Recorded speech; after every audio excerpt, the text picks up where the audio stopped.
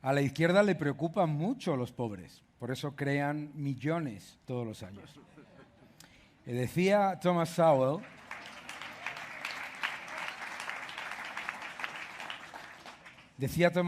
que el socialismo tiene un historial tan atroz de fracasos que solo un intelectual lo puede ignorar. Y es verdad.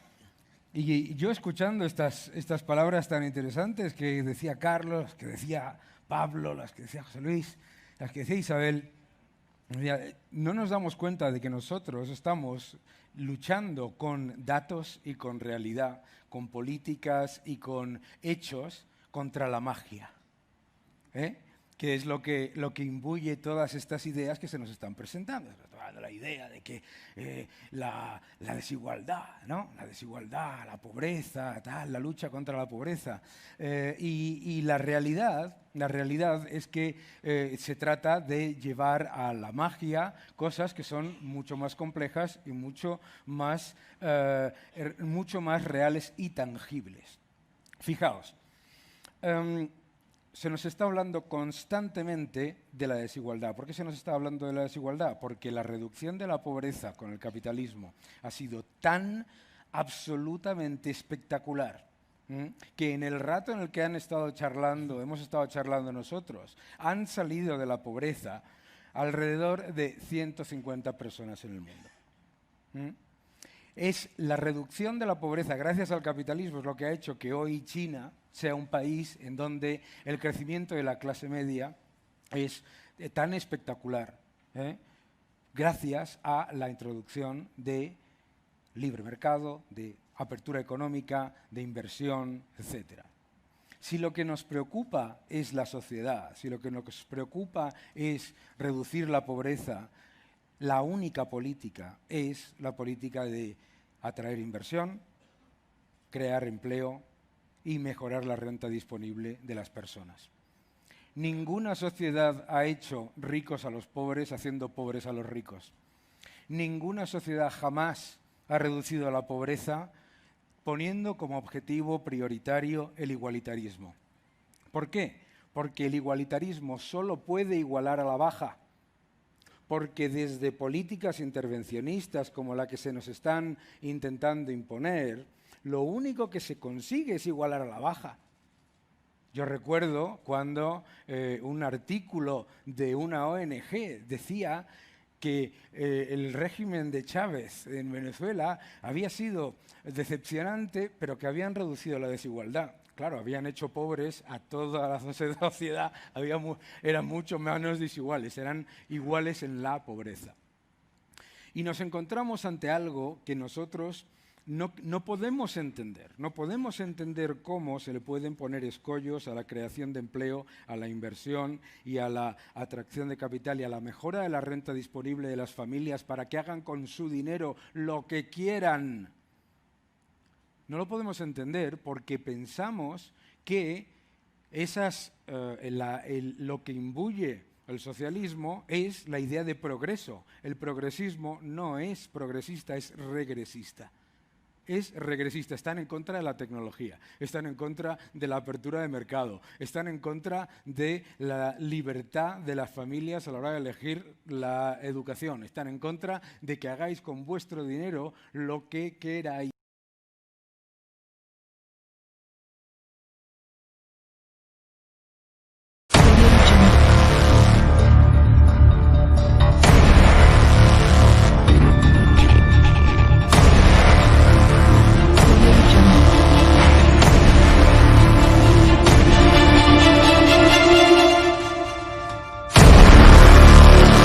Audio Jungle.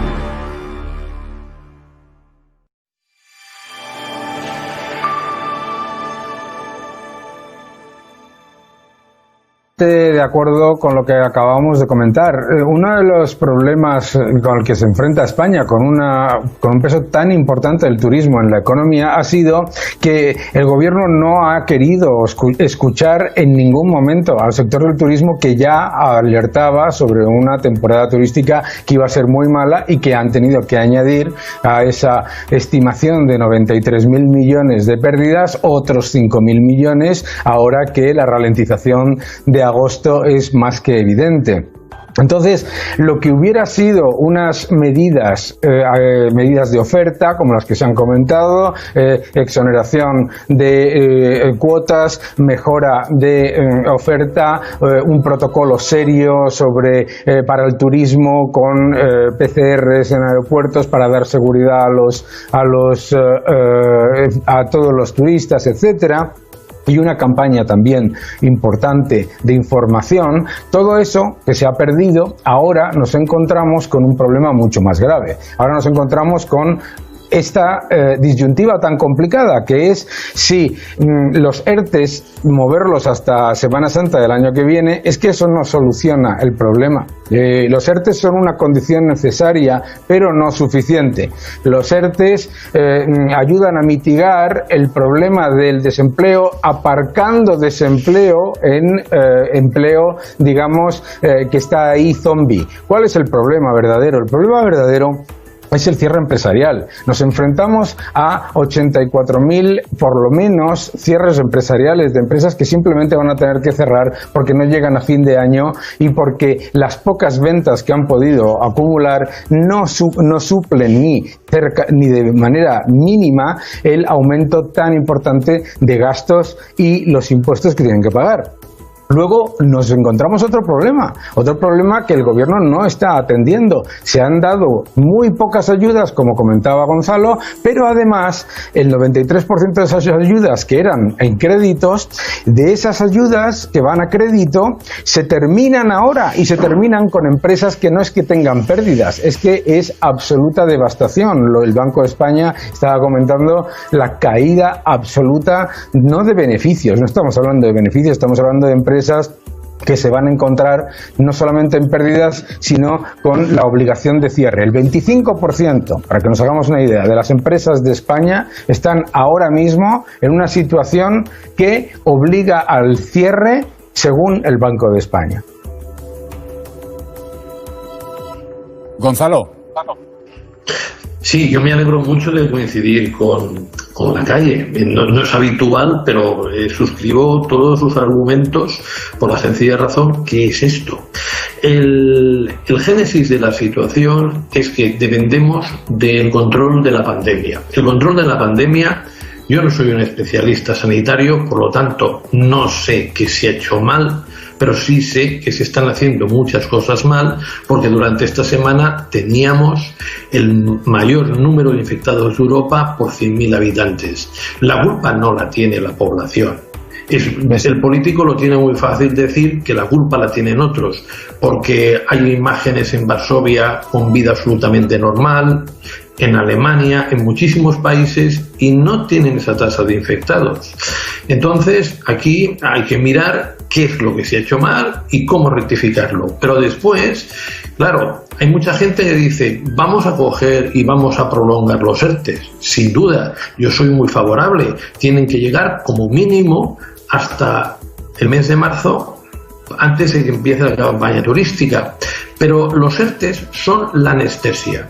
Y un enfermo, porque la economía española está enferma, no se cura con la anestesia. Con la anestesia duele menos. Pero si no se ponen medidas correctivas, en este caso antibióticos, en este caso cualquier medicina que realmente haga que el enfermo sane, pues no vamos a arreglar nada. Y para esto el gobierno tiene que tener un plan detallado de recuperación. Si aquí lo que te dicen, vamos a invertir en economía verde, esto está muy bien, vamos a coger y vamos a ser los pioneros en energías eólicas, fotovoltaica, indiscutiblemente. Todo esto lo firmamos todos. Pero hay un problema muy grave y muy importante. Y el problema es la cantidad de parados que van a dejar los sectores relacionados con el turismo y con el comercio, porque sus empresas no son viables. Hay que hacer algo para que sean viables. Por ejemplo, ¿qué hacemos con aquellos comerciantes, restaurantes, hoteles que ya no pueden pagar lo que corresponde al alquiler de su establecimiento? ¿Quién se coge y se sacrifica. ¿Qué parte se sacrifica al propietario? ¿Qué parte se sacrifica al comerciante? Si se impone, en este caso, una moratoria, el gobierno no existe, no está, no hace nada, no dice nada. Y esto es alarmante, porque estos sectores realmente son en gran parte el corazón de la economía española, y son sectores que necesitan más que nunca una ayuda, necesitan un plan, y como muy bien ha dicho Daniel Lacalle, necesitan que les hagan caso. El no hacer ni una sola medida para estimular el turismo español durante esta temporada, a mí me parece una actuación absolutamente nefasta por parte de la ministra Reyes Maroto, que sí, que escucha a los empresarios, pero yo diría que más que los escucha, los oye, porque no les hace ni caso, ni tampoco a los especialistas. Daniel, a ver si lo he entendido bien. Daniel, un momento, discúlpame, hay que dejar a su suerte a un montón de empresas que ya no tienen solución, que no tienen remedio y que son irrecuperables. No hay que ayudarlas, hay que dejar que cierren. No sé si el 25% del que tú hablabas. A ver, ante una situación como la que nos encontramos ahora, por un lado, no podemos negar que muchas empresas están cayendo no por mala gestión, no porque han hecho nada mal. De hecho, las empresas que están cayendo fundamentalmente son las que mejor se han comportado durante los últimos 3 años. ¿Por qué? Porque son las que no tienen ni acceso a deuda ni activos mobiliarios, es decir, son las que han vivido con el día a día. ¿Qué es el problema? El problema es que en Europa, por ejemplo en Alemania ahora, se está haciendo una cosa que puede ser muy peligrosa, que es zombificarlo todo. Tampoco puedes rescatarlo todo, tampoco puedes decir vamos a rescatar absolutamente todo, porque entonces se destruye toda la capacidad de la economía de mejorar la productividad, de salir para adelante. Entonces, lo que hay que tomar son medidas quirúrgicas. No pensar así de gran titular, que es lo que le gusta a los gobiernos. Y como decía Gonzalo, claro, tampoco vale decir que escuchas a los sectores cuando no haces absolutamente nada. El gobierno tenía una idea de la crisis y de la recuperación equivocada, y lo hemos dicho durante muchas veces. Pensaba que iba a ser una crisis corta, indolora y con recuperación en V. Ninguna de esas 3 cosas ha ocurrido. Entonces, ¿cuál es el problema? Que todas sus medidas se han tomado orientadas a ese diagnóstico equivocado, y que ahora la solución va a ser mucho más cara que la que se proponía antes. Entonces, hay un montón de empresas que van a caer en cualquier caso. Y lo que tenemos que hacer es, por lo tanto, tener un plan detallado que vaya de abajo arriba, escuchando a los sectores. No tiene por qué sentarse un comité de estos inexistentes que monta el gobierno y crear así un titular o una campaña de publicidad. Lo que se tiene que hacer es atender punto por punto. Comentaba ahora Gonzalo, no es lo mismo Castilla y León que Baleares. Es que estamos hablando en Baleares y en Canarias de una devastación económica que no se ha visto desde que no se ha visto desde la guerra civil. Muy importante, por lo tanto, tomar medidas quirúrgicas orientadas a las empresas que están cayendo, no a grandes titulares y a grandes cifras, que esas lo que llevan después es a beneficiar, como no puede ser de otra manera, a los que ya iban a sobrevivir. Y claro, nos van a llegar ayudas de Europa, pero esas ayudas de Europa, ¿para qué van? Para digitalización, para renovables, etcétera. Es decir, eso no soluciona el problema al que nos estamos enfrentando ahora mismo, para nada. Y no hay ningún país, no que tenga una gran dependencia o un gran porcentaje del PIB en el turismo, no hay ningún país que no haya puesto el turismo como un factor esencial a que sufriese lo menos posible. Entonces, tampoco tenemos que inventar grandes cosas. Y lo ha hecho Portugal, lo ha hecho Grecia, lo ha hecho Italia, lo ha hecho Austria, lo ha hecho Francia, que nos olvidamos que Francia tiene prácticamente un 11% del Producto Interior Bruto en el turismo. Y lo que tenemos que tomar son medidas que vayan orientadas a que ese dinero funcione de la mejor manera, porque lo que desde luego no va a pasar es que si se ponen de nuevo enormes avales, esos avales van a ir a impagado dentro de 2 años. Entonces, en vez de hablar de un problema de la crisis en el turismo, hablamos de un problema en el sector financiero. Recordemos que eso ya ocurrió en el pasado.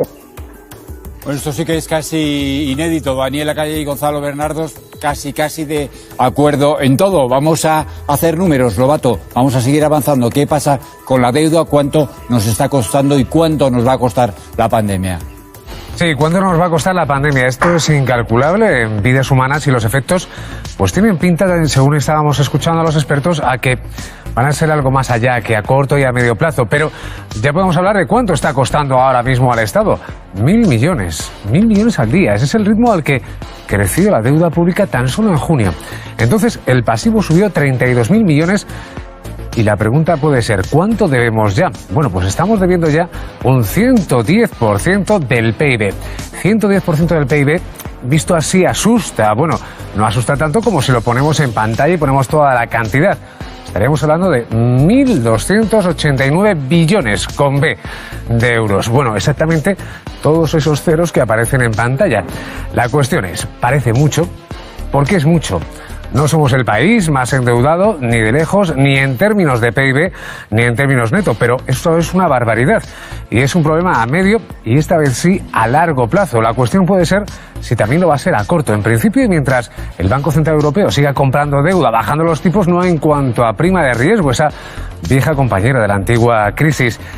Y a falta de financiación, bueno, pues la vamos a tener a Europa y esto que nos llega por los mercados. Eso sí, la cuestión puede ser, y la pregunta a nuestros expertos, que nos expliquen si este respiro que nos están dando a corto plazo es real y si sobre todo va a ser sostenible en el tiempo, Hilario. Pues antes de escuchar a la mesa, Gonzalo, Daniel, ¿va a ser sostenible? ¿Esto es aceptable incrementar de esta forma o quizá mucho más la deuda pública? Hilario, han cambiado las reglas del juego. Y el cambio es que 2 veces en 10 años el sector público ha rescatado al sector privado. Nosotros en 2007 teníamos una deuda de las más pequeñas de la Unión Europea, 5,7% del PIB. Pero los 2 rescates le van a llevar a que este año, al final, en diciembre, supere el 120% del PIB. Bien, aquí hay un dilema que a mí me parece de muy fácil resolución. O dejamos que muchos españoles se mueran de hambre, o por el contrario, lo que hacemos es rescatar a estos españoles y a las empresas y por lo tanto aumentamos notoriamente la deuda pública. Yo, evidentemente, prefiero aumentar notoriamente la deuda pública que hacer que la gente se muera de hambre por mantener un equilibrio contable. Entonces, tenemos un problema. Si tuviéramos moneda propia, no lo tendríamos. Y el problema es que el Banco Central Europeo, en un momento determinado, tiene que quemar nuestra deuda, la de Alemania, la de Finlandia, la de Francia, y hemos de llegar a un consenso para que eso suceda. Si no, indiscutiblemente, le vamos a dedicar en los próximos años menos dinero que el que podríamos a la sanidad, a la educación, a la asistencia social y más dinero a pagar intereses de la deuda pública. Pero mi propuesta es muy sencilla. Cojamos y el 50% de lo que se haya de la deuda que tengan todos los países, la liquidamos. Aquel país que realmente no llegue a ese 50%, pues tiene un bono que a lo largo de los años el Banco Central Europeo le dará el dinero cuando lo necesite. Porque si no, hacemos una cosa que es realmente, desde mi parecer, muy poco inteligente. Nosotros pagamos dinero al Banco Central Europeo, siendo el Banco Central Europeo parte nuestra, porque somos uno de los integrantes. Ese problema no lo van a tener ni Reino Unido ni Estados Unidos, cuyos gobiernos tienen una chequera ilimitada, pueden gastar lo que sea, y el Banco Central Europeo no solo tiene que asegurarnos que el tipo de interés de la deuda de España está por debajo del 0,40 este año y el que viene, sino bastantes más.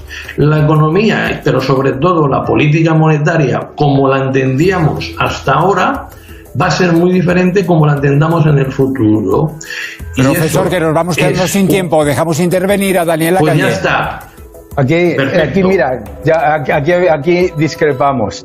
A ver, Ni el Reino Unido ni Estados Unidos tienen capacidad ilimitada de gasto, ni muchísimo menos. Su capacidad de gasto está exclusivamente limitada por la demanda real de libras esterlinas y de dólares norteamericanos en el mundo. Si tú pierdes el estatus de moneda de reserva y deja a la gente de demandar tus dólares o tus libras, lo que te ocurre es lo que nos hubiera pasado a España si tuviéramos moneda propia, que seríamos como Argentina.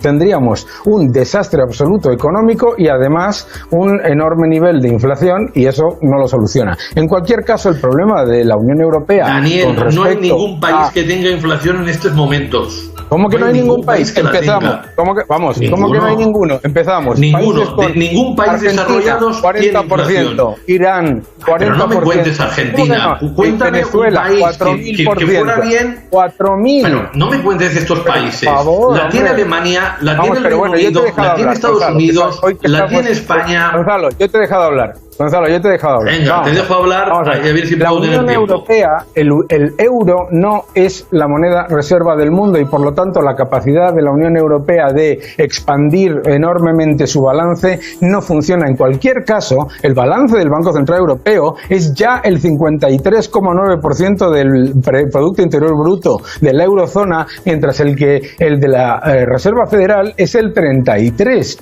Estamos haciendo muchísima más política monetaria y muchísimo más agresiva que la de Estados Unidos. Lo que tenemos que tener muy claro es que las cosas no se solucionan imprimiendo dinero, porque lo que nos ha demostrado el ejemplo de Japón es que aumentar desproporcionadamente la deuda lo que te lleva es a menor crecimiento, mucho menor crecimiento, mucha menor productividad y muchos menores salarios reales. Daniel, no me hables de salarios nominales. Entonces, una pregunta muy sencilla. ¿Qué implicaciones tiene quemar la deuda por parte del Banco Central Europeo? No puedes quemar la deuda, porque entonces generarías... ¿Pero qué implicaciones tiene? Cuéntame, sabes perfectamente, ¿qué pasa de malo? Sabes perfectamente. Si tú mañana dices... Cuéntame qué pasa de malo. Pero que tienes que mirar... Hombre, eres economista, tienes que mirar el activo y el pasivo. Perdona, Gonzalo, es un ajuste contable, nada más. No es un ajuste contable, no es un ajuste contable, es una crisis financiera. Claro que sí. Si tú eliminas el 50% del activo del Banco Central Europeo, el 50% del pasivo se destruye. ¿Y qué? Se destruye. ¿Cómo que qué? Pero es que tú has visto... Daniel, pero es que no hemos aprendido de Argentina, el Banco Central Europeo. El Banco Central Europeo no tiene la maquinita de hacer dinero. Permítanme, vamos a abrir... Al final ha habido debate, ya me extrañaba a mí. Vamos a abrir la mesa. Una sola cosa, sí. Venga. En Europa tenemos ahora mismo un espacio fiscal sin precedentes que nos permite endeudarnos para fortalecer el crecimiento. Lo acaba de decir Mario Draghi el viernes. Como esta deuda no se utilice para inversiones y actividades con rentabilidad económica real, vamos a pasar de un problema de crecimiento a un problema financiero y fiscal. Entonces, lo que tenemos que hacer es que todo esto que se está haciendo se haga, como hemos dicho al principio, para que los sectores productivos se fortalezcan y volvamos a crecer. Porque si no, donde nos metemos no es en la situación japonesa, nos metemos en una situación en la que la única moneda con cierto grado de reserva, que es el euro, de la eurozona, que tiene riesgo de redenominación, empieza la gente a ocurrírsele las ideas que se le ocurrió, por ejemplo, a Podemos o a Izquierda Unida, que votaron con Le Pen y todavía está la enmienda en la Unión Europea para salirse del euro. Daniel.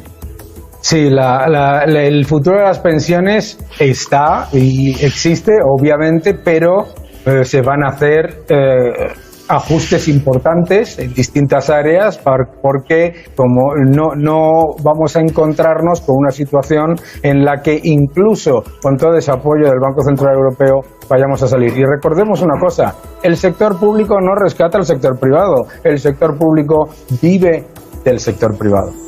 Pues aclarado, gracias por las dos intervenciones.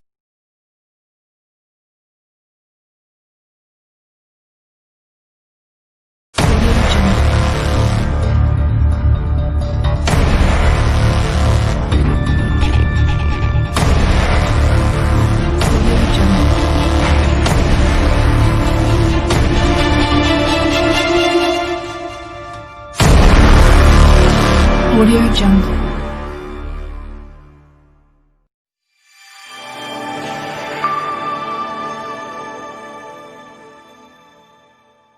Hoy contamos con la ayuda del doctor en Economía Daniel Lacalle, autor, entre otros libros, de Libertad e Igualdad, que tuvimos oportunidad, además, de presentar en este mismo espacio. Muchas gracias por atendernos. Muy buenos días. Muy buenos días, ¿cómo estáis? Bueno, ¿estamos hablando de un acuerdo histórico o no? Sí, es un acuerdo histórico en el sentido de que vuelve a mostrar que la Unión Europea funciona a pesar de las críticas y a pesar de las diferencias. Es un acuerdo que no ha sido nada fácil.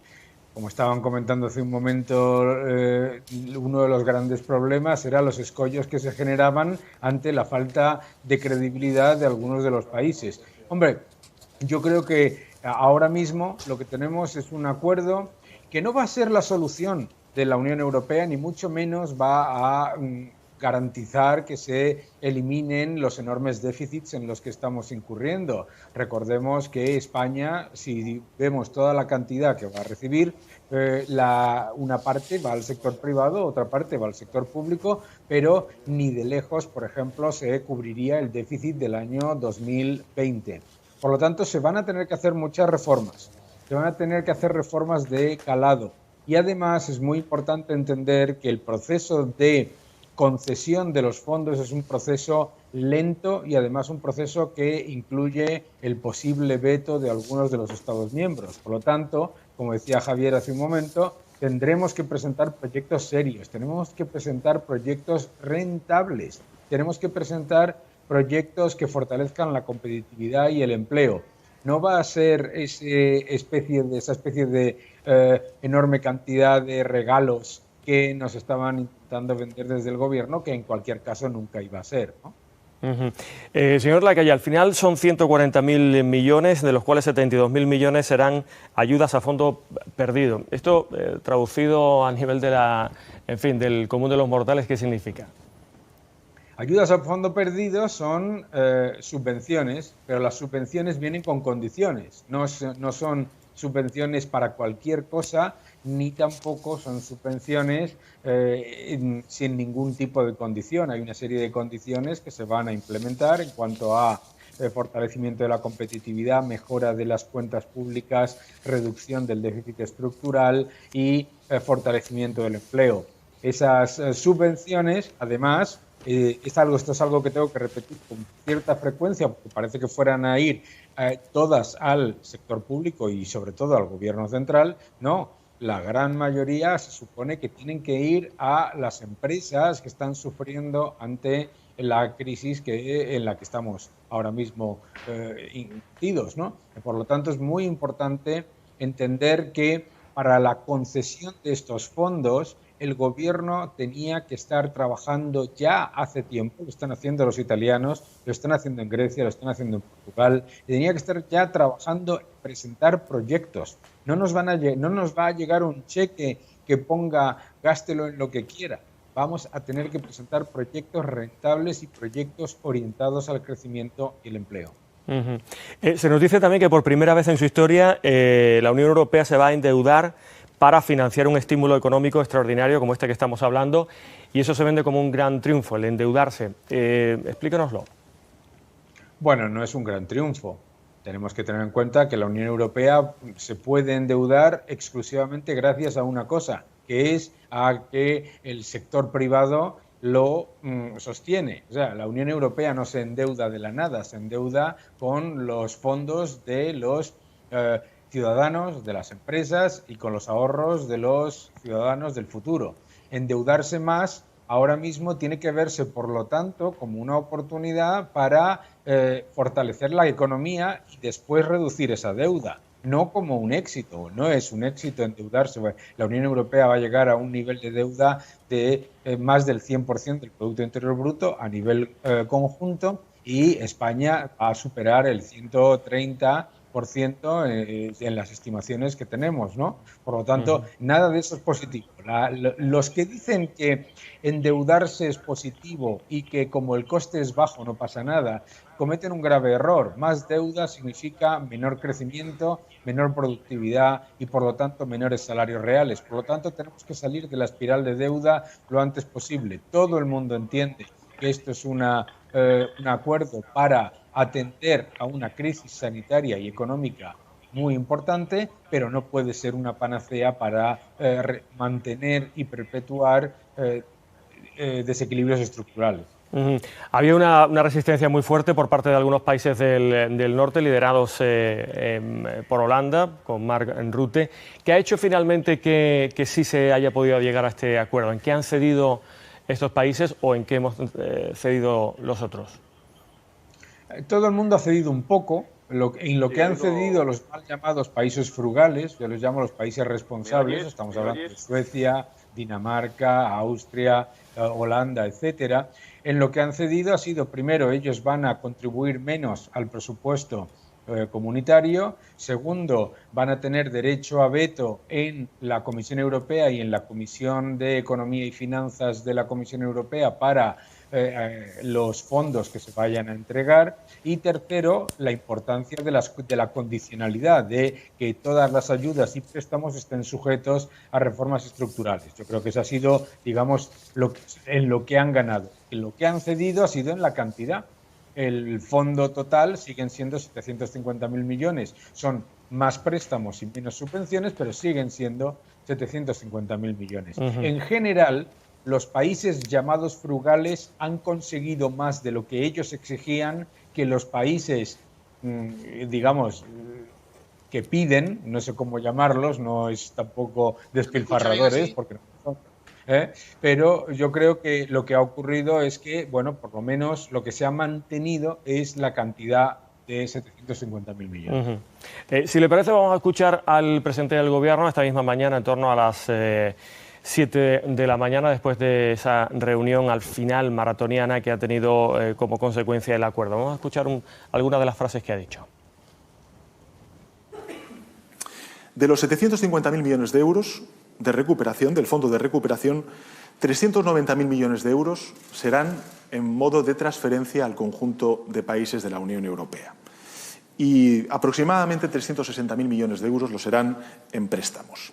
La Comisión Europea se endeudará por primera vez en su historia para financiar programas. Esto es lo inédito también de lo que estamos viviendo, de lo que se ha aprobado hoy. No solamente la movilización de recursos históricos, como lo que he dicho antes, sino también que la Comisión Europea se va a endeudar por primera vez en la historia para financiar estos programas. Bueno, creo que tenemos alguno más en torno a lo que va a percibir España. De esos 140.000 millones de euros, 72.700 millones de euros serán en transferencias. El resto serán en préstamos. Por tanto, 140.000 millones de euros aproximadamente, el equivalente al 11% del Producto Interior Bruto español en el año 2019, y de ellos 72.700 millones de euros en transferencias y el resto en préstamos. Cuando haya un incumplimiento flagrante de un país en la ejecución del Fondo de Recuperación, cualquier otro país podrá solicitar de forma motivada un debate político en el seno del Consejo Europeo. Pero seguirá siendo la Comisión quien tenga la capacidad de ejecución de ese fondo. En resumen, se mantiene, y esto es lo que ha defendido el Gobierno de España en todo este debate, ese necesario equilibrio institucional entre la Comisión Europea y el Consejo Europeo. Bueno, el presidente del Gobierno hablaba precisamente de una nueva gobernanza. Señor Lacalle, precisamente hacía usted referencia a esa cláusula de control, ¿no? Ante un incumplimiento, cualquier país dice, bueno, vamos a revisar las condiciones porque algo se está haciendo mal. Claro, es que, bueno, a nadie le gusta ya hablar de derecho de veto y es lo que está intentando suavizarse constantemente en el debate, pero si lo vemos es exactamente eso. O sea, ante la idea de que uno de los Estados miembros perciba que las ayudas se van a utilizar en cosas que no deberían utilizarse, lo que haría sería poner una cláusula inmediata y una reclamación a la Comisión Europea, y sería el Comité de Economía y Finanzas el que decidiría si esas ayudas se van a dar o no. Por lo tanto, podemos llamarlo como quiera el presidente del gobierno o como quiera el otro. Es en sí mismo un derecho de veto, es decir, es poner una parada o una decisión por parte de algunos países de bloquear unos puntos si consideran que no se está cumpliendo el objetivo para el que esos fondos se han destinado. Es que creo que es bien evidente. Pedro Sánchez ha hablado de un plan Marshall. Toda esta cantidad de dinero que va a llegar, que se supone que va a llegar, habrá que gestionarlo, y en esa gestión es donde va a estar, digamos, el detalle y lo importante. Para las personas que nos puedan estar viendo, ¿hay un antes y un después de este acuerdo? No, tampoco hay que verlo de esa manera y tampoco hay que ser tan maximalistas. Es un acuerdo importante, es un acuerdo positivo, pero no es ninguna panacea ni mucho menos un plan Marshall, porque no hay Marshall detrás. Estamos endeudando a la Unión Europea para atender a una crisis. Todos estamos de acuerdo en que eso es un plan en el que hay que hacerlo bien y hay que hacerlo de manera muy eficiente, porque si no generará mayores problemas. Tenemos el ejemplo, por otro lado, no se puede hablar de sin precedentes, histórico, etcétera. Tenemos el Plan de Crecimiento y Empleo del 2009 de la Unión Europea, que fue un fracaso muy importante. Tenemos el ejemplo del Plan Juncker. Por lo tanto, no tenemos que estar constantemente utilizando, digamos, un poco de demagogia en muchos casos. Esto es un plan importante, es un plan necesario, es un plan que puede estar bien instrumentalizado, y ahora lo que hay que ver, como comentábamos antes, son los detalles y en qué se va a utilizar ese dinero. El riesgo de mala decisión de inversión no es pequeño. A nivel interno, ¿cómo va a condicionar este acuerdo y sobre todo esas cláusulas de control al gobierno de coalición que tenemos en España? Por ejemplo, la reforma laboral que se firmó hace poco en el Congreso. Es decir, Bildu y el resto de fuerzas que firmaron ese acuerdo puede estar diciendo no se va a hacer la reforma laboral, se va a esperar. En fin, ¿cómo nos va a condicionar en la política interna este acuerdo en Europa? La condicionalidad, por un lado, está orientada a reformas estructurales.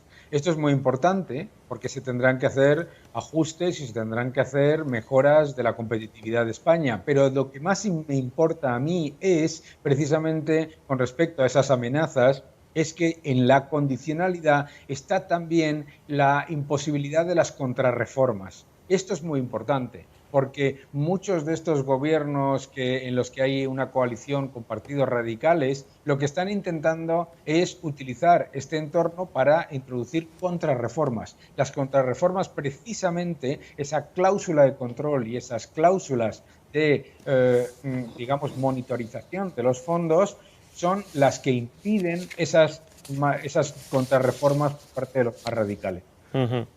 Bueno, están con nosotros, como sabe, Carlos Navarro y Javier Algarra, que también tienen algún comentario o alguna pregunta que hacerle. Javier, empezamos por ti, si te parece. Sí, don Daniel, muy buenos días. Vamos a ver, está claro que Pedro Sánchez viene a España y trae dinero bajo el brazo, pero trae también una reprimenda de los socios europeos que le han dicho que no se fían de su gobierno. Su gira por los socios ha sido un desastre y finalmente viene. Pero de los 140.000 millones, la mitad serán préstamos que se deberán devolver. La otra mitad, que son esas transferencias que llamamos a fondo perdido, como usted bien ha indicado, son con carácter finalista. Deberá ser la comisión la que apruebe cada uno de los proyectos. Pero respecto a las reformas estructurales de las que usted habla, a las condiciones generales que nos ponen, más allá de que no dejen revertir la reforma laboral y que haya, a lo mejor, que reformar el sistema de pensiones en España, ¿nos va a poder exigir la Unión Europea algún tipo de recorte en gasto político que, sin duda, en nuestro país está disparado? Nos van a exigir que cumplamos con las recomendaciones de la Comisión Europea, que ya nos escribió una carta en el año 2019 diciendo que el aumento del gasto era 4 veces superior al recomendado. Seguro que van a hacer eso. Seguro que va a haber una, no voy a decir imposición, pero una recomendación seria de reducir de manera importante el déficit estructural vía gasto. Ningún país que haya ido a la Comisión Europea con propuestas de aumento de gasto y aumento de impuestos ha recibido el beneplácito o el apoyo por parte de la Comisión Europea. Siempre tiene que haber una reducción en gastos innecesarios. Yo lo que espero es que el gobierno sea serio y que lo implemente. Carlos Navarro, cuando quieras. Sí, buenos días, señor Lacalle.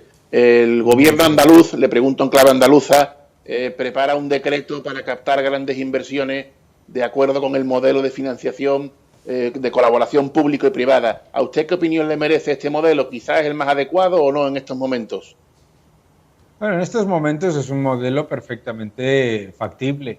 Lo que tenemos que orientar cuando se habla de colaboración público-privada, tenemos que tener muy claro que los proyectos tengan rentabilidad económica real.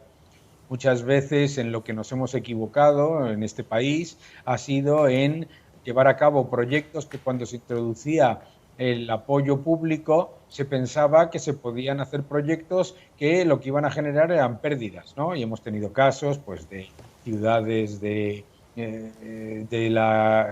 innovación, etcétera, que han funcionado. Yo creo que esos proyectos se tienen que hacer y la colaboración público-privada en ese sentido es esencial, pero tienen que estar orientados a generar rentabilidad económica real desde el momento uno y a tener escenarios claros de refinanciación en caso de que fallen.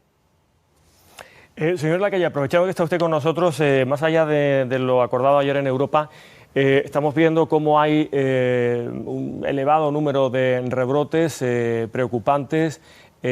Hablamos de la pandemia como si prácticamente hubiera pasado y estamos muy lejos de haberla pasado. Hay que tener una responsabilidad ahora individual muy importante. En términos económicos, hay quien habla de confinamientos selectivos. ¿La economía española está preparada para escenarios, recientes? No, claramente no. Si España entra en un proceso de confinamientos selectivos o confinamientos de cualquier tipo, como estamos llamando, sería un impacto enorme en la economía. Estamos ya prácticamente a finales de julio, la temporada turística es un absoluto desastre en muchísimas regiones. Yo hablo con empresas todos los días y están hablando de una caída de beneficios de mínimo 33-34%. Yo creo que lo que tenemos que, por lo tanto, es preparar protocolos muy urgentes para mantener el tejido productivo funcionando cuando haya un rebrote importante.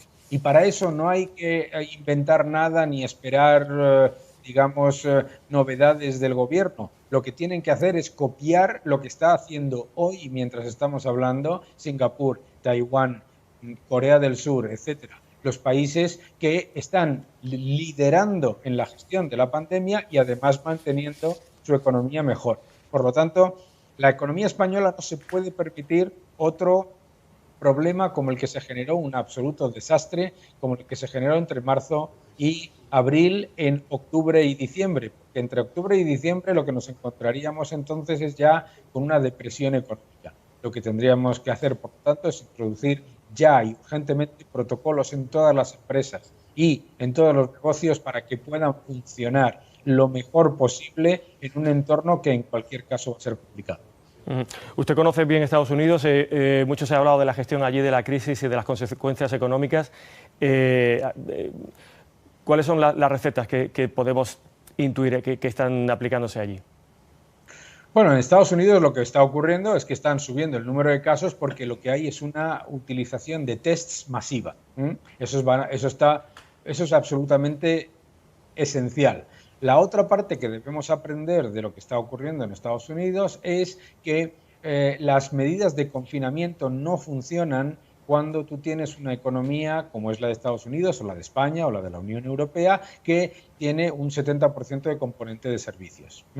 Y eso ocurre en todas las economías desarrolladas. El tercer factor que debemos aprender de Estados Unidos es que son las administraciones más cercanas al ciudadano las que mejor saben cómo organizar las cosas, que cuanto más se centraliza, peor.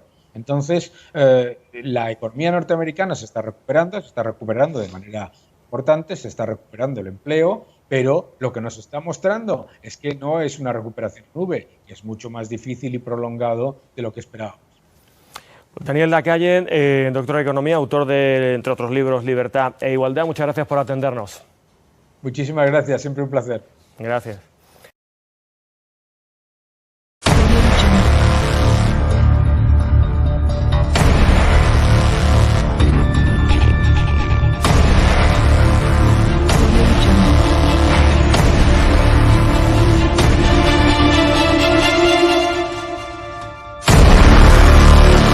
Audio Jungle.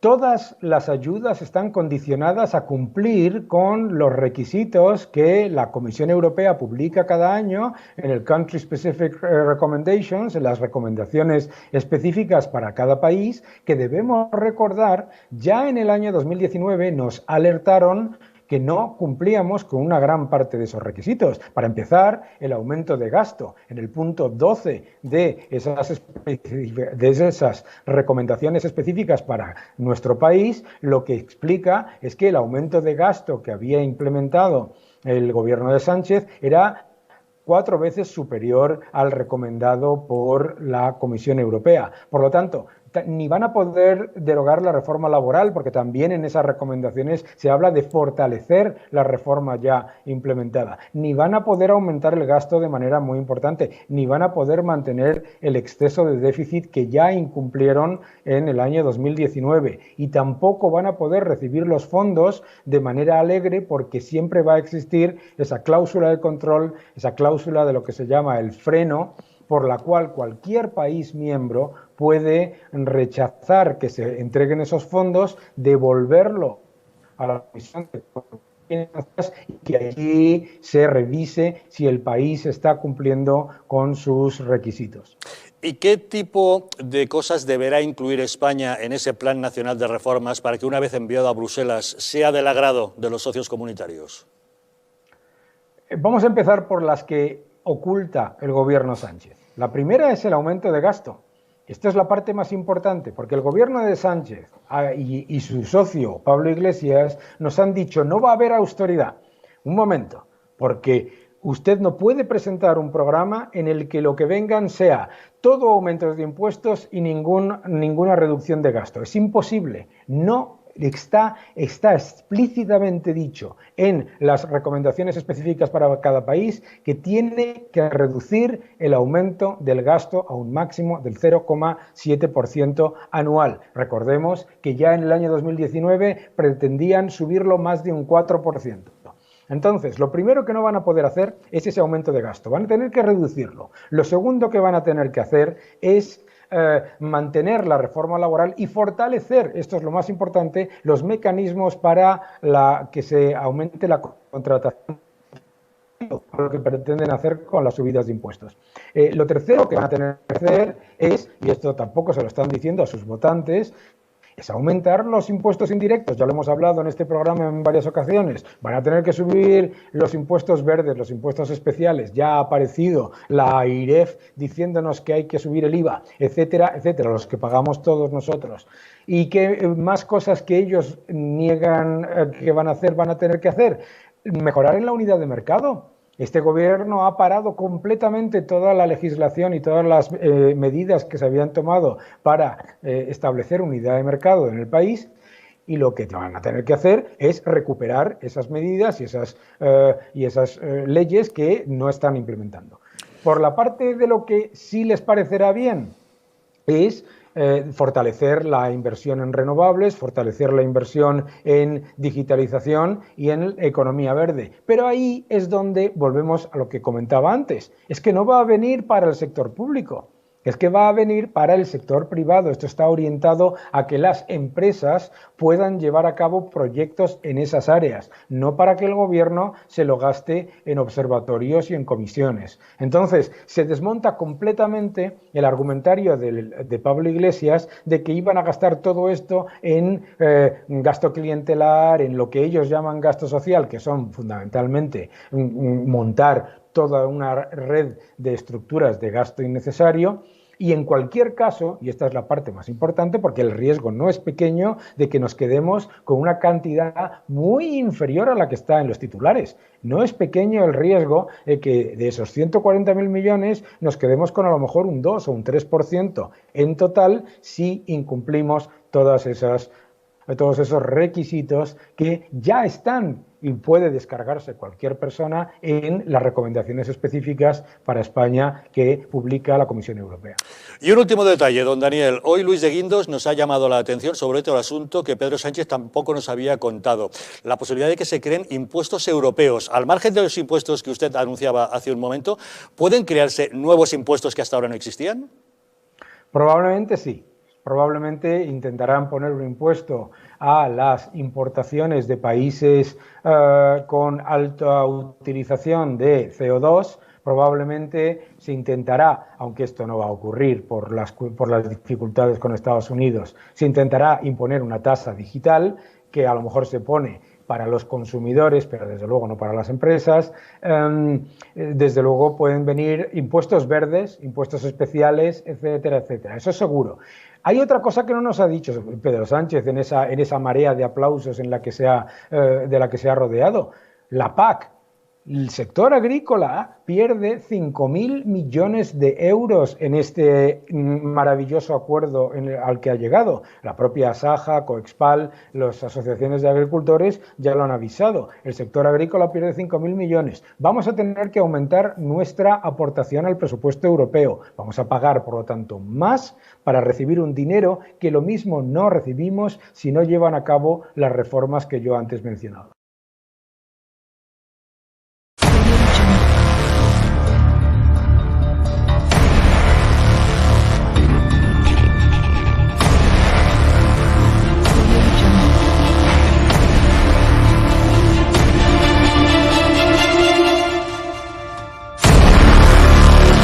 Audio Jungle.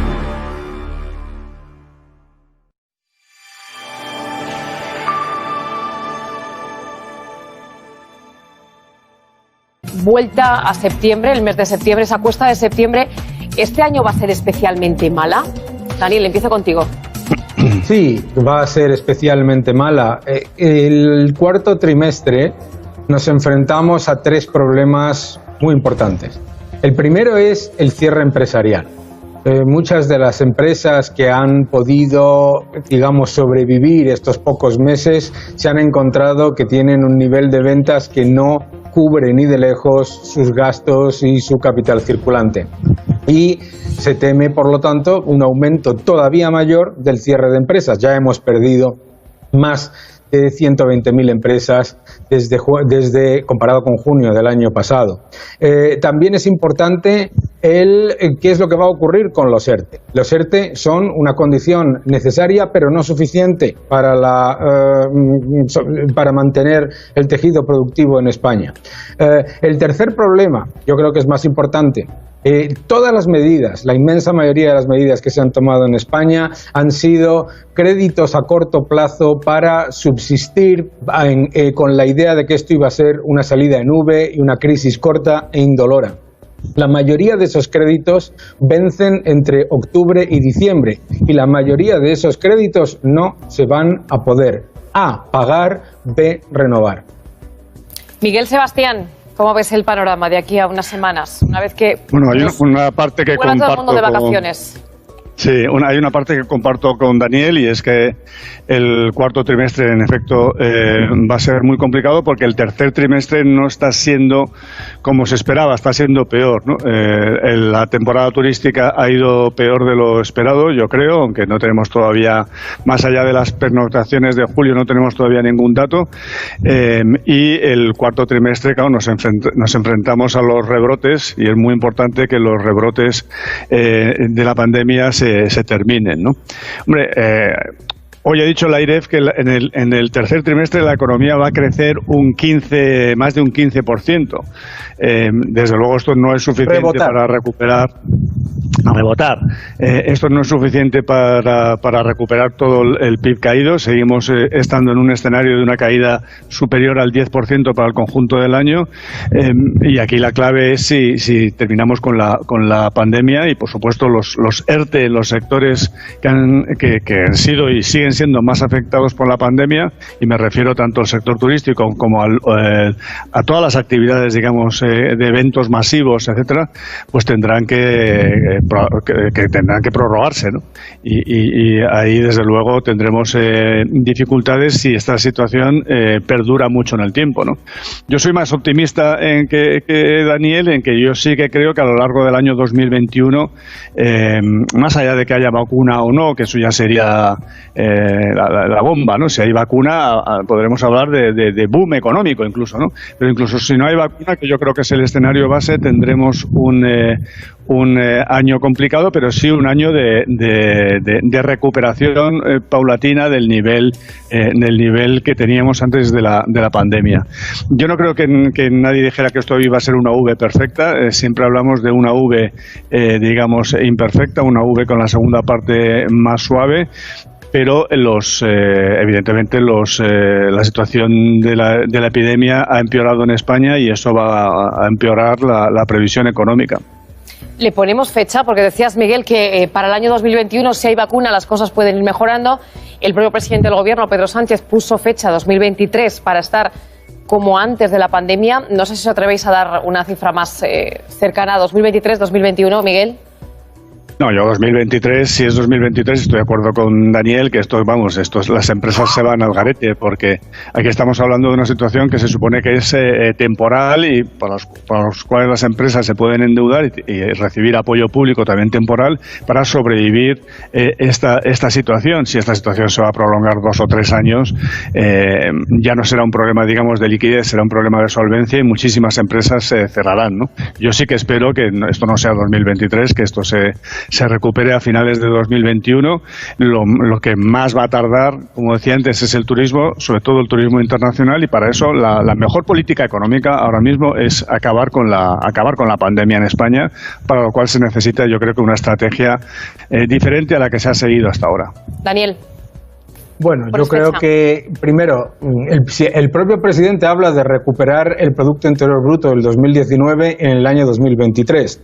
Las estimaciones de consenso y las estimaciones de las grandes entidades multinacionales y supranacionales lo que muestran es que no es que solamente se vaya a recuperar en el año 2023, sino que además lo que es la parte productiva, lo que tiene que ver con el sector privado, lo que tiene que ver con la inversión, el consumo, las exportaciones, es muy difícil que se recupere.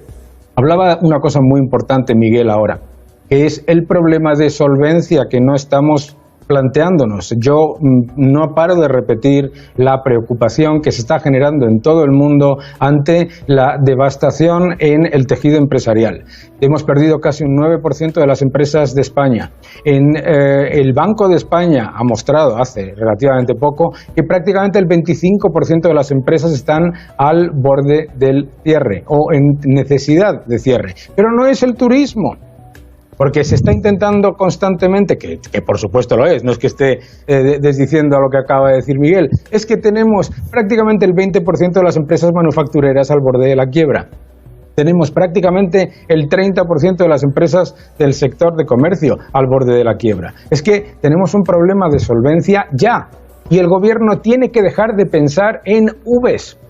Tiene que dejar de pensar en Vs por una sencilla razón. Pensemos por un momento, y yo lo hemos dicho muchas veces en este programa, pensemos por un momento que yo me equivoco, que yo y el resto de todos los analistas independientes que están alertando sobre España saliendo peor, más endeudado, con menos empleo y menor productividad que el resto de la Unión Europea.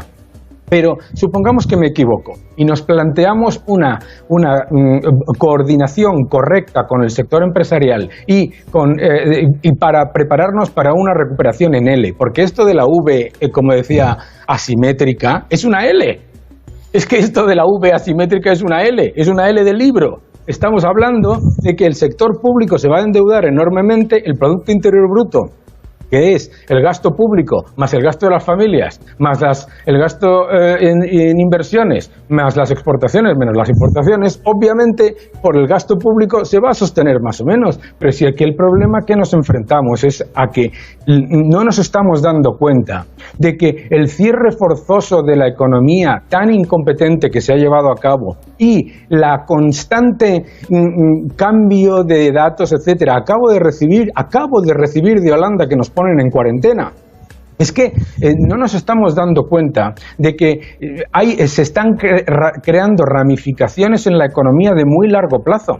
Y el problema de solvencia ya empieza. Miguel recuerda perfectamente cómo en la crisis del 2008, que se dieron una enorme cantidad de avales, más de 140.000 millones, una enorme cantidad de los mismos, si no me equivoco, más del 80%, fueron a impagados. Sobre Entonces, esto, pero es que no tiene nada que ver.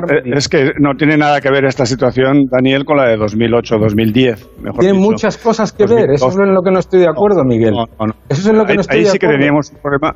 Teníamos un problema de solvencia porque la economía estaba sobreendeudada. Los bancos, para empezar, no eran solventes, que ya si los bancos no son solventes para empezar, ya a partir de ahí apaga y vámonos, ¿no? Salíamos de una burbuja inmobiliaria, con lo cual buena parte del sector de la construcción no era solvente y todo lo que está asociado a la construcción, toda la industria auxiliar, todos los servicios asociados a la construcción, las inmobiliarias, los arquitectos, los muebles, los decoradores, etcétera, etcétera. Ahí teníamos un problema de solvencia. Aquí la economía, que se estaba recuperando, estaba creciendo, vamos, a un ritmo más o menos aceptable, siempre por debajo de lo que nos gustaría, pero aceptable. Ha tenido una crisis, como todos los países, una crisis de una pandemia, digamos, importada de fuera.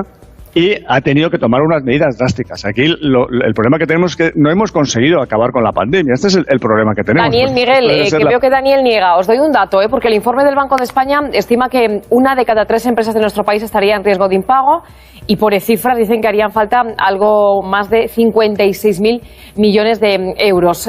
Todo esto, bueno, se le ha preguntado por ello al ministro de Inclusión, Seguridad Social e Inmigraciones, a José Luis Escrivá, y él dice, bueno, que esta crisis es temporal y que no debería haber daños graves en la economía. ¿Compartís este relativo optimismo, moderado optimismo del ministro?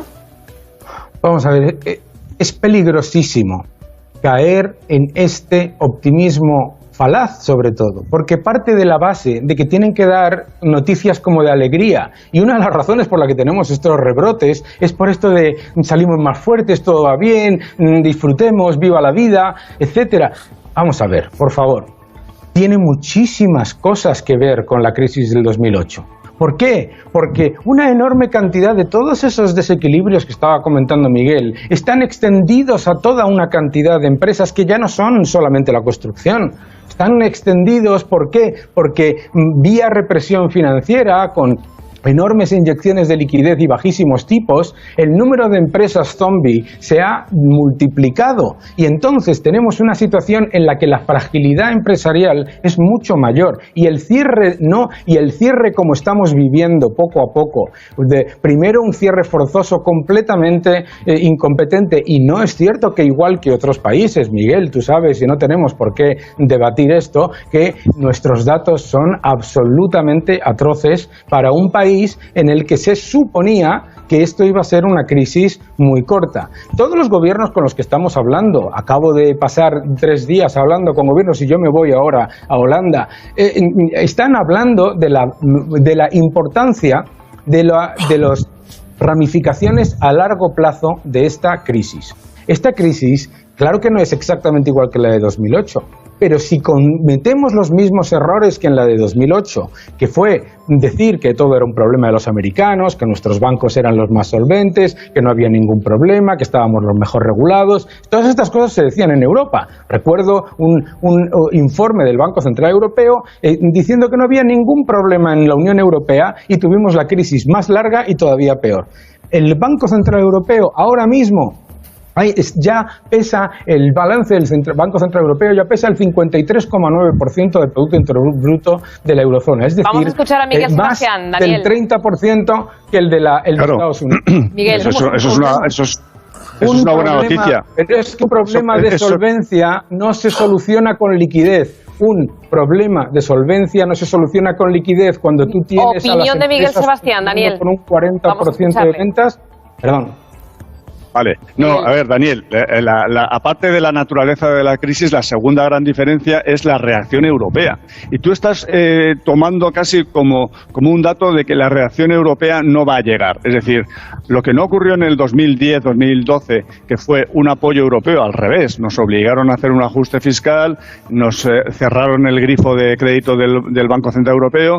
Eso no va a ocurrir ahora. Ahora va a haber dinero europeo, tanto en forma de préstamos como en forma de subvención, y ese dinero va a llegar al sector privado. No es verdad que eso vaya a ser gasto público. Buena parte de ese dinero, si se hace bien, que hay que hacerlo bien, claro, tendrá que ir a proyectos empresariales para mejorar, digamos, la economía a largo plazo, para modernizar la economía española.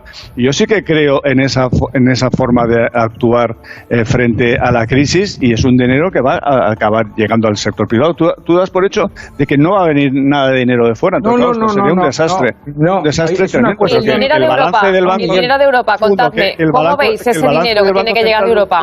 Miguel y Daniel. Miguel lo ha dicho perfectamente. Ese dinero que viene de Europa viene en forma de préstamos y en forma de ayudas para cosas muy específicas, digitalización, renovables, energías verdes, todo eso, para proyectos muy específicos, no para el problema que tenemos ahora. Eso es un problema que cada uno de los países, lo hablaba el otro día el ministro de Finanzas, la ministra, de Finanzas sueca, y lo hablaba también en Alemania. Esos son problemas que tenemos que lidiar nosotros. En Alemania, mientras estamos hablando, 500.000 de empresas están al borde de la quiebra. 500.000 ahora mismo. Un problema de solvencia no se soluciona con liquidez, no se ha solucionado nunca. En el año 2009, solo un punto, porque es que hay una retórica que es que en la otra crisis la Unión Europea y el Banco Central Europeo no apoyó y ahora sí. No es cierto. En el año 2009, y Miguel lo sabe perfectamente, la Unión Europea implementó el Plan de Crecimiento y Empleo. Nos gastamos el 1,5% del Producto Interior Bruto de la Unión Europea en estímulos y la crisis continuó. Una crisis de solvencia no se soluciona con este tipo de proyectos. Os pregunto por el ingreso mínimo vital, y lo vamos a hacer además con un caso concreto que nos va a contar ella misma. Ella es Mercedes, vamos a verla ya mismo. Ya pidió ese ingreso mínimo vital hace más de un mes y le siguen diciendo, Mercedes, buenos días, que tu caso está en estudio. Cuéntanos, ¿cuál es tu situación? Porque estás más que al límite de tu situación económica, ¿no? No tienes dinero, podemos decirlo así, claramente. No, porque estamos esperando a que llegue, pero que no llega. Te metes en... Vamos a ver cómo podemos salir de esta, pero nada, está en estudio y así sigue en estudio. ¿Cómo están, digamos que tu economía doméstica, vaya, en qué situación te encuentras ahora mismo? Porque para pedir el ingreso mínimo vital hay que renunciar a las ayudas autonómicas y eso hace que ahora mismo no tengas, entiendo, prácticamente ningún ingreso, ¿no? No tengo ningún ingreso. Nada. Solamente tengo 420 euros que está cobrando mi marido, pero que no sabemos si se lo van a quitar o no se lo van a quitar.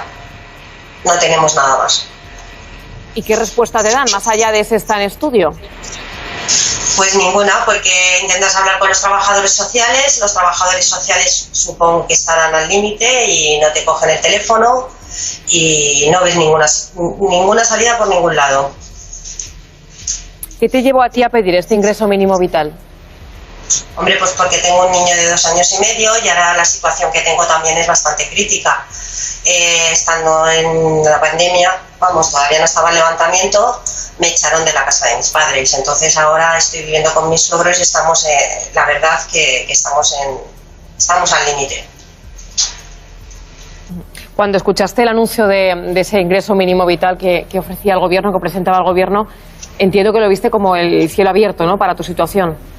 Sí, lo vi, la verdad que lo vimos como un escape, una ayuda más, por lo menos para poder mantenerte el día a día, porque no es fácil.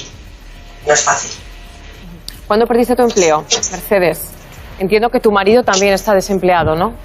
Sí, mi marido, a causa de todo esto, pues bueno, pues él siempre ha trabajado con personas autónomas, de las cuales, bueno, pues ahora es que no hay salida por ningún lado, es que no encuentra salida por ningún lado. Porque no le llaman, a mí tampoco, entonces sabemos que, bueno, que la cosa está mal, pero hasta ese punto habría que ponerse nuestro, como se suele decir, en nuestro pellejo para saber hasta dónde se puede llegar y los estragos que pasas para llegar al final de mes, porque hay veces que cobras y a los 2 días ya dices, pero bueno, si es que ahora qué hago, no tengo ninguna salida, y eso te daba un poquito para salir adelante. Miguel, Daniel, ¿qué mensaje, Miguel, puedes darle a Mercedes? Te está escuchando. Sí, yo creo que la gestión del ingreso mínimo vital tal y como se ha planteado es muy complicado, porque han hecho un ingreso mínimo vital estructural y para hacerlo así tiene que haber mucha condicionalidad, muchos controles. Y yo creo que lo que ellos tenían que haber hecho es haber dejado la discusión del ingreso mínimo vital estructural para más adelante y aquí haber implementado algún cheque de emergencia a la gente que lo necesita. Evidentemente temporal, 1, 2, 3 meses, lo que fuera necesario, para que la gente no crea que eso va a durar para siempre, pero como consecuencia del COVID hay muchísima gente que se ha quedado absolutamente sin ingresos y tenía que haber habido, creo yo, un cheque de emergencia con muy poca condicionalidad. Luego ya se mira más adelante si se han cumplido los criterios o no, etcétera. Pero de entrada, soltar el dinero lo más rápido posible, ¿no? Pero bueno, esto es un enfoque que algunos hemos defendido hace meses y al final se optó por el ingreso mínimo vital estructural y entiendo que está habiendo dificultades en la gestión porque yo creo que se tendría que haber dado este enfoque de emergencia. Daniel, tengo muy poquito tiempo, pero ¿qué mensaje le puedes dar a Mercedes? Que es víctima de la demagogia. Todas las comunidades autónomas tenían renta mínima de inserción. Lo único que tenía que haberse hecho era fortalecer el mecanismo de renta mínima de inserción para que esta persona que nos está viendo ahora mismo, tuviese esa solución urgente. Y lo que se ha hecho ha sido crear un mecanismo completamente demagógico y, como decía Miguel, nacional, para apuntárselo el gobierno, que no se está pagando. Y no se está pagando no porque están colapsados los funcionarios que son competentes y están llevando a cabo muchísimas opciones y muchísimos expedientes mucho más importantes, sino no se están pagando porque no hay dinero.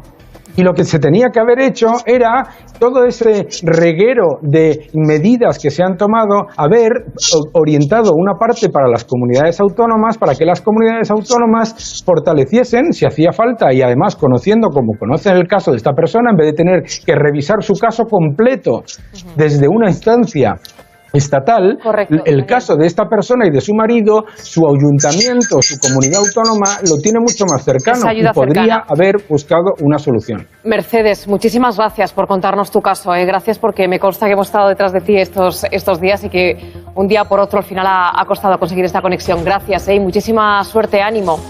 Gracias a vosotros por darme la oportunidad de decir lo que estoy sintiendo ahora en este mismo momento. Gracias, mucho ánimo, Mercedes. Vosotros. Miguel y Daniel, muchísimas gracias por compartir con nosotros todo lo que sabéis de economía. Un placer, como siempre. Un fuerte abrazo. Un placer. Un abrazo muy fuerte. Gracias a vosotros.